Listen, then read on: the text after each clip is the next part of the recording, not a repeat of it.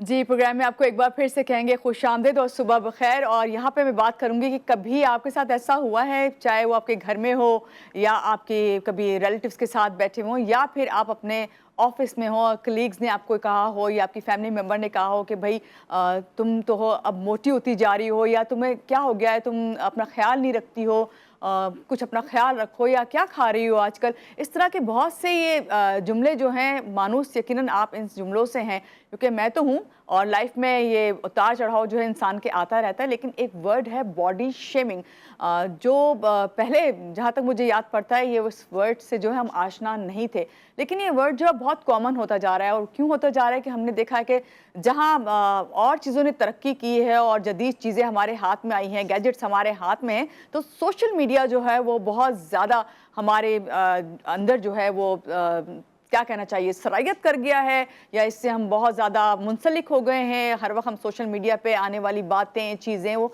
उसको नोट करते रहते हैं, और उस पे ही हमने देखा है कि ये बॉडी शेमिंग का वर्ड जो है उसे बहुत ज़्यादा यूज़ किया जा रहा है। ये बॉडी शेमिंग जो है वो आखिर में होती क्या है? बॉडी शेमिंग में क्या सिर्फ यही है कि किसी के जिस्म या साइज़ या शक्ल के बारे में नामुनासिब अल्फाज या उसका दिल जो है उसे ख़राब करना, यही सब शामिल है, या इससे बढ़कर भी इसके लिए कुछ और अल्फाज इस्तेमाल किए जाते हैं? इन तमाम पे आज बात करेंगे। हमारे साथ जो गेस्ट मौजूद हैं, पहले मैं चाहूँगी आपसे उनका तारुफ करवाऊँ। हमारे साथ इस वक्त मौजूद हैं वजिया ज़फ़र साहिबा, माहिर नफ्सियात हैं। इनसे मिलते हुए जानते हैं कि भाई दूसरों पे तनकीद करना जो है बहुत ज़्यादा हमें लगता है कि आसान है, लेकिन जब खुद पे तनकीद हो रही हो और दूसरा कोई आप पे कर रहा हो तो कैसा महसूस होता है? क्या इसी को बॉडी शेमिंग कहा जाता है? इस सब पे बात करते हैं, मिलते हैं हम। अस्सलाम वालेकुम, कैसी हैं वजिया आप? वालेकुम सलाम, thank you for having me on your show. Thank you so much. पहले तो आपका बहुत शुक्रिया कि आज की सुबह आपने ज्वाइन किया हमें। आपकी सुबह का आगाज़ कैसे हुआ ये जानना चाहेंगे पहले तो। बिल्कुल बहुत अच्छा हुआ। और जैसे आपने वर्ड यूज़ किया बॉडी शेमिंग, जी। तो यहाँ मैं सबके रात का ऐड करूँगी कि जब भी इस तरह के वर्ड सुन के रात को बंदा सोता है या सुबह उठते ही सुनता है, तो हुँ। उसकी सुबह का आगाज़ बिल्कुल भी अच्छा नहीं होता है। तो मैं यहीं से स्टार्ट लूँगी जो आपने ऐड किया कि बॉडी शेमिंग इन्हीं लफ्ज़ तक है। मैं ऐड करना चाहूँगी कि लर्न्ड बायस है, हर कोई कर रहा होता है और उसको लगता है कि ये उसका फ़र्ज़ है कहना हुँ। और रियलाइज़ कराना, वरना अदरवाइज़ अगला बहुत मोटा हो जाएगा अगर उसको नहीं कहेंगे, या बहुत पतला हो जाएगा। हुँ। तो मैं यहीं से ऐड करूँगी कि जो बॉडी शेमिंग है वो सिर्फ़ यहाँ तक नहीं है। मैंने यहाँ तक सुना है कि लोगों को इस तरह के वर्ड्स और तनकीद का सामना करना पड़ता है, जैसे तुम तो डब्बे की तरह हो, तुम तो ट्रेन की डब्बे की तरह हो गई हो, या हुँ। तुम्हारा वेट तो इतना हो गया है, या कोई पतला है तो तुम सुकतीला होती जा रही हो। जी। ईटिंग डिसऑर्डर बहुत क्लिनिक में रिपोर्ट हो रहे हैं, टू बी वेरी ऑनेस्ट। इतने ज़्यादा रिपोर्ट हो रहे हैं इस हद तक कि अब 8-9 साल के बच्चे भी इसमें आ रहे हैं। तो प्लीज़ खुदारा इस तरह के अल्फाज का इस्तेमाल मत करें जो किसी की नफ्सियाती हालत, उसकी जिस्मानी हालत को तबाह कर दें। जी। अच्छा, यहाँ पे बात करूँगी मैं आपसे वजिया कि आपने अभी खुद कहा कि आप जब रात को अगर इस तरह के अल्फाज सुन के सोएं तो सारी रात आप करवटें बदलते रहते हैं और सोचते रहते हैं आखिर आप क्या करें, सुबह से आप अपनी लाइफ स्टाइल को चेंज करें, किस तरीके की ज़िंदगी गुजारें। या फिर ये होता है कि दिन भर में कहीं भी आप कहीं अच्छे मूड में हो और कोई एकदम से आपको इस तरह की कोई बात कर देते तो आपके ऊपर असरअंदाज होती है। तो इस तरह के जब पेशेंट आपके पास आते हैं खासतौर से, तो उनको आप क्या मशवरा देती हैं? क्या ये अल्फाज जो हमारे ज़हन पे इतने असर डालते हैं, ना सिर्फ ज़हन पे बल्कि ओवरऑल हमारी शख्सियत जो है उससे बहुत ज़्यादा डैमेज होती नज़र आती है? हाँ, इसमें एक चीज़ मैं ऐड करूँगी कि अगर तो ईटिंग डिसऑर्डर में है ये, इस तरह के कोई भी इंसान या कोई भी क्लाइंट आता है, जी। तो फिर उनका प्रॉपर ट्रीटमेंट होता है क्योंकि वो बात मशवरे से आगे चली गई होती है।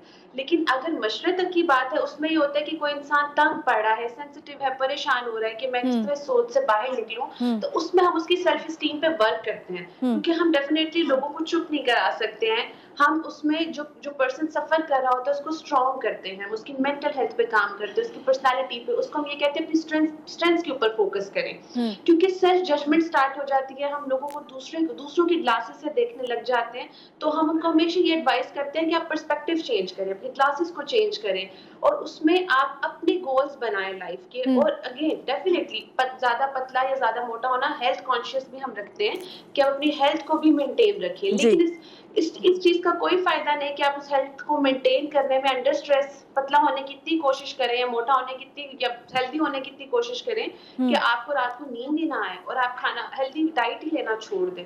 तो हम उनकी हेल्दी पैटर्न्स पे वर्क करते हैं। जी। अच्छा, यहाँ पे बात करूँगी वजिया कि हमने ये भी चीज़ देखी है, अभी मैंने सोशल मीडिया का भी ज़िक्र किया कि जब तक सोशल मीडिया इतना हमारी ज़िंदगी में उसके असरात नहीं थे, उस वक़्त तक जो है हम इन चीज़ों से थोड़ा दूर ही थे। यही होता था कि चलो भई सामने आ गया कोई तो कह दिया, कोई फ्रेंड आ गई या कोई कज़न आपके सामने आ गई तो उसके बारे में आपने बात कर ली, उसे समझा दिया।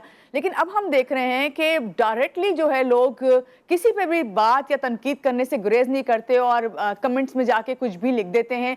तो इस बारे में आप क्या कहेंगी? इस तरह की चीज़ें होना अगर आपकी किसी तस्वीर पे या किसी चीज़ पर या किसी पर्सनैलिटी पर तो क्या असरात डालती हैं फिर ये सारी चीज़ें? इसका आप किस तरह ट्रीटमेंट करती हैं? लो सेल्फ स्टीम, बहुत लो सेल्फ स्टीम होती है। लोग अगर 10 कमेंट हैं तो उनमें से एक जो ऐसा नेगेटिव कमेंट है, अगर सेंसिटिव कोई है तो उससे उसकी पर्सनालिटी सेंसिटिव ना भी हो, हमारे बारे में, हम अपने बारे में कोई भी ऐसी बात नहीं सुनना चाहते जो डायरेक्ट हमें टारगेट करे या डायरेक्ट जी। क्रिटिसाइज करे। और ह्यूमन साइकी है कि जब उसको डायरेक्ट इस तरह से क्रिटिसाइज किया जाता है तो उसकी पर्सनालिटी वीक होना शुरू हो जाती है।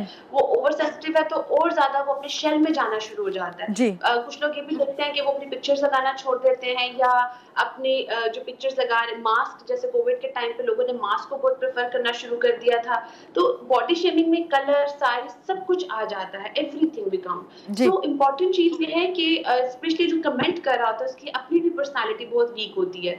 वो उनको सेल्फ बूस्ट मिलता है किसी को क्रिटिसाइज करके, उनकी अपनी सेल्फ स्टीम जो है वो उसको बैलेंस आउट करने के लिए दूसरे पे क्रिटिसाइज करते हैं या कंट्रोल करने के लिए। तो ये चीज देखी जाए कि जो आप पे क्रिटिसाइज कर रहा है, अगर वो हेल्दी क्रिटिसिज्म है, आपके फायदे के लिए, तो टेक इट। लेकिन अगर वो आपको डैमेज कर रहा है और आपकी स्लीप साइकिल को डिस्टर्ब कर रहा है, आपकी ईटिंग पैटर्न्स को डिस्टर्ब कर रहा है, तो लीव इट। चाहे वो आप कितने ही मोटे क्यों ना हो और आप कितने ही पतले क्यों ना हो, कितने ही आपको कलर कम्प्लेक्शन का इशू क्यों ना हो, जस्ट लीव इट, बिकॉज वो आपकी सेहत के लिए अच्छा नहीं है।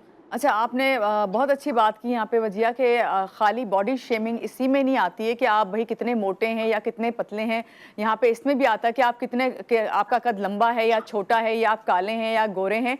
ये चीज़ें भी बहुत ज़्यादा जो है हमने देखा है कि खुद बहुत सारी ऐसी चीज़ें हैं कि बहुत सी ब्रांड्स ऐसी हैं कि जिन्होंने बॉडी शेमिंग का जब जिक्र आया तो कोशिश की कि इसको ओवरकम करने के लिए कुछ ऐसी पर्सनैलिटीज़ या सेलिब्रिटीज़ को लेके आए ताकि वो लोग जो इस वक्त एहसास कमतरी का या उनके माइंड पे असर पड़ रहा है तो उन पे पॉजिटिव असर पड़े। तो क्या समझती हैं आप, क्या इन चीज़ों से भी पॉजिटिव वे में सोचा जा सकता है?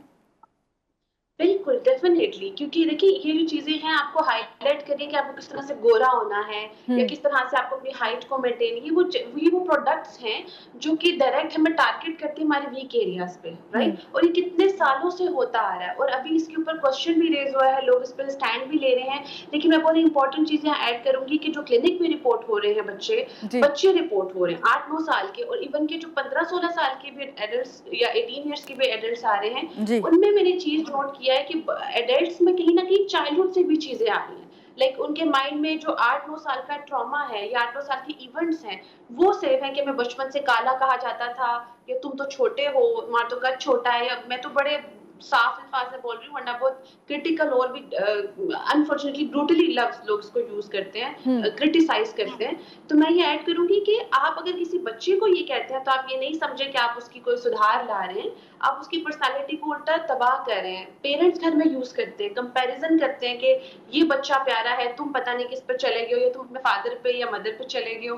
तो ये वाले जो बड़े बेसिक हम कमेंट्स कर लेते हैं घर के एनवायरनमेंट के अंदर, ये ट्रॉमा इंड्यूस करते हैं, ये बच्चे की पूरी पर्सनैलिटी को वीक करते हैं, और फिर पेरेंट्स परेशान होके आते हैं कि आप हमें बताएं कि हम क्या करें, हम किस तरह से इसको नॉर्मल कर दें कि सही। बच्चा हो जाए सब कुछ। अच्छा, फिर वज़िया यहाँ पे मैं यही जानना चाहूँगी, आपने बच्चों का भी ज़िक्र किया और फिर आपने ये ज़िक्र किया कि बच्चे जो हैं ख़ास तौर से उनको ये सुनना पड़ता है कि फलां बहन भाई तो इतना प्यारा है, तुम इतने प्यारे नहीं हो, या तुम जो है इस तरह नहीं हो जिस तरह दूसरा बच्चा है। ये चीज़ें आप सही कह रही हैं। फिर आपकी सारी ज़िंदगी जो है आप इस चीज़ों को सोचते रहते हैं, बड़े होने तक आपके दिमाग पे जो असरात हैं वो असर रहता है। यहाँ पे मैं बात करूँगी कि ओवरऑल आप सबको क्या कहेंगी कि बीइंग ए साइकियाट्रिस्ट के हमारे किस तरह के रवैये होने चाहिए एक दूसरे से, क्योंकि ये बॉडी शेमिंग वाले वर्ड्स या चीज़ें या तनकीद ये आपके दोस्त, अहबाब, घर वाले, वालिदैन यही कर रहे होते हैं, आपके साथी ही कर रहे होते हैं, कोई बाहर से आके आपके लिए बात नहीं करता। तो क्या कहेंगी आप? मानूर, आपने बहुत ये प्यारा क्वेश्चन किया है, थैंक क्योंकि यू। हमारे अपने ही जो हमारा सपोर्ट सिस्टम है, जब हमें वही वीक करते हैं तो हम हमारी पूरी ज़िंदगी जो है उसके ऊपर फिर डिपेंड, उन लफ्ज़ों पे डिपेंड करने लग जाती जी। है। तो एक चीज़ यहाँ मैं ऐड करूँगी कि अपने बच्चों, अपने बहन-भाइयों या अपने घर के अंदर ऐसा एनवायरनमेंट रखें कि आप लोगों की स्ट्रेंथ्स के ऊपर बात करें। वो क्या कर सकते हैं, क्या कर रहे हैं, इसके ऊपर बात करें।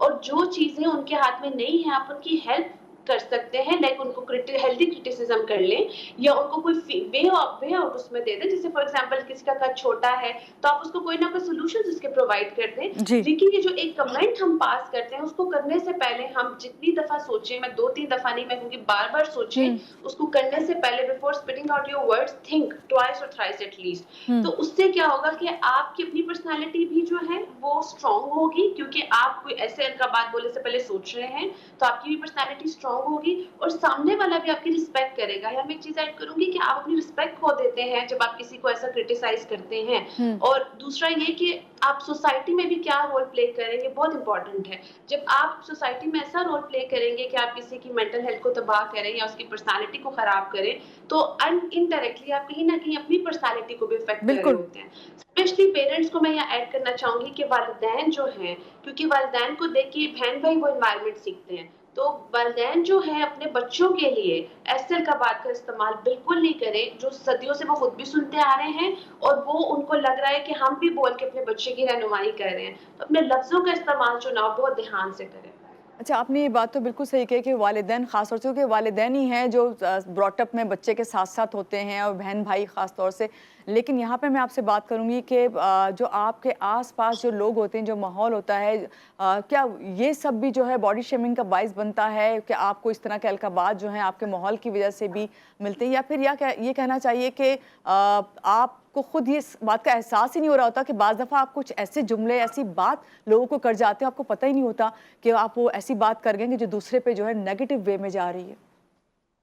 अच्छा, इसमें पेरेंट्स के साथ-साथ हमारी पूरी सोसाइटी आती है, हमारा पूरा एनवायरनमेंट आता है। चाहे वो हमारे फेलोज़ हों, जॉब पे हम वर्क कर रहे हों, हमारे कोलीग्स हों, हमारे बॉस हों या हुँ, हमारे पीयर ग्रुप हो, हुँ, सब लोग इसमें इंक्लूड होते हैं। हुँ। आप नोट करें कि कोई कई दफ़ा हमारा सपोर्ट सिस्टम बड़ा स्ट्रॉन्ग होता है, जी। लेकिन कोई एक दोस्त हमें ऐसी बात कह देता है कि यार तुम्हारा रंग तो बड़ा काला हो रहा है। या जैसे कुछ लोगों की स्किन टैन कर जाती है, तो हुँ। तुम्हारे तो रंग बड़ा काला हो रहा है, या तो तुम्हारे हाथ और गर्दन का रंग बड़ा फ़र्क उसमें आ रहा है। इतना सा कमेंट आपकी मेंटल मेंटल पीस को डिस्टर्ब कर देता है। बिल्कुल, मैं और एग्री कुछ लोग ये भी करूँगी। कहते हैं कि यार ये इतना इतना वीक है कि इतनी सी बात पे इसने जो है इतना दिल छोटा कर लिया, इसका दिल इतना छोटा है। तो ये लफ्ज़ जो है ना, आपके लफ्ज़ों की एनर्जी होती है, आपके लफ्ज़ों की पावर होती है। जी। लेकिन अनफॉर्चुनेटली हम सिर्फ़ ये समझते हैं कि हम कुछ भी बोल सकते हैं, सामने वाले को स्ट्रॉन्ग होना चाहिए। हुँ, आप चाहे दोस्त हो, चाहे क्लास फेलो हो, हूसोएवर यू आर, हुँ। आपको ये रिस्पॉन्सिबिलिटी लेनी है कि मेरी तरफ से किसी को तकलीफ ना पहुंचे। बिल्कुल सही। और जब क्लाइंट आता है तो वो ऐसे हर बंदे के छोटे-छोटे लफ्ज़ों का इतना वो उभार उसने, बर्डन उसने लिया हुआ होता है कि उसकी पर्सनल लाइफ़ भी फंक्शनल नहीं रहती है और वो बहुत ज़्यादा उसकी जो है लाइफ़ डिस्टर्ब हो चुकी होती है। जी, बहुत शुक्रिया वजिया ज़फ़र हमारे साथ ही साइकोलॉजिस्ट, उन्होंने बहुत अच्छी बात की और यहाँ पे मैं आप लोगों से यही बात करूँगी कि जो भी बात आप करते हैं किसी से, आप ये क्रिटिसाइज़ करते हैं, आप सिर्फ़ ये सोचें कि अगर वही आपके साथ वही अल्फ़ाज़, वही अलक़ाबात से आपको नवाज़ा जाए तो आपकी क्या फ़ीलिंग्स होती है। तो मैं समझती हूँ कि पॉज़िटिविटी खुद ब खुद क्रिएट हो जाएगी और आप जो है जो नेगेटिव बात कर रहे हैं या क्रिटिसाइज़ कर रहे हैं वो आपके अंदर से भी ख़त्म हो जाएगा। यहाँ लेंगे एक ब्रेक, ब्रेक के बाद वापस आएँगे। बहुत सारी बातें, बहुत सारी इन्फॉर्मेशन, रहिएगा हमारे साथ।